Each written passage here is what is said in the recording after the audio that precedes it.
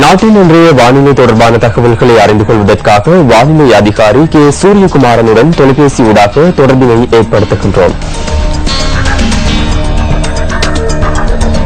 நேற்றைய தினம் வங்காள விரிகுடா கடலில் திருகோணமலைக்கு அருகே காணப்பட்ட தாளமுக்கமானது தற்போது அதன் வலு குறைவடைந்து தாளமுக்க வலயமாக உருமாறி இலங்கையை விட்டு அப்பால் நகர்ந்துள்ளது.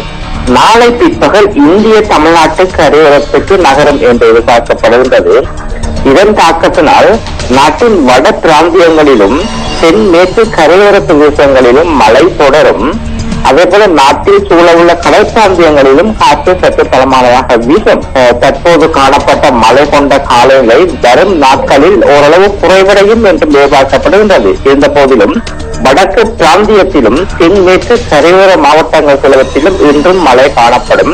பிற்பகல் 2 மணிக்கு பின்னர் நாட்டின் பல பிரதேசங்களில் மழை அல்லது இடியுடன் கூடிய மழை காணப்படும்.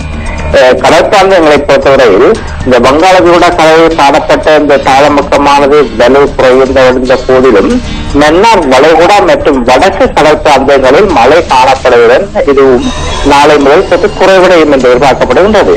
மன்னார் முதல் காங்கேசந்துறை ஊடான முல்லைத்தீவு வரையான கடற்பிராந்தியங்களில் கடும் மழை காணப்படும்.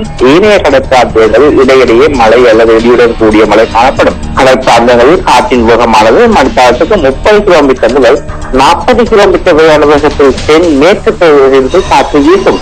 இந்த காற்றின் வேகமானது சில சந்தர்ப்பங்களில் புத்தளம் முதல் மன்னார் காங்கேசந்துறை ஊடான முல்லைத்தீவு வரையான கடற்பிராந்தியங்கள் மணித்தாரத்துக்கு 70 கிலோமீட்டர் முதல் 80 கிலோமீட்டர் வரையான வேகத்தில் அதிகரித்து வீசலாம்.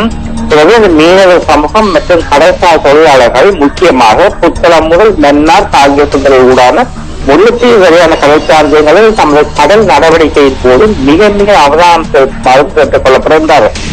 நிறைய கடற்பிராந்தியங்கள் கொந்தளிப்பாகவும் கடும் காற்றின் வீசும் என்பதால் மீனவர் சமூகத்துக்கு இந்த வேண்டுகோள் விடப்பட்டுள்ளது.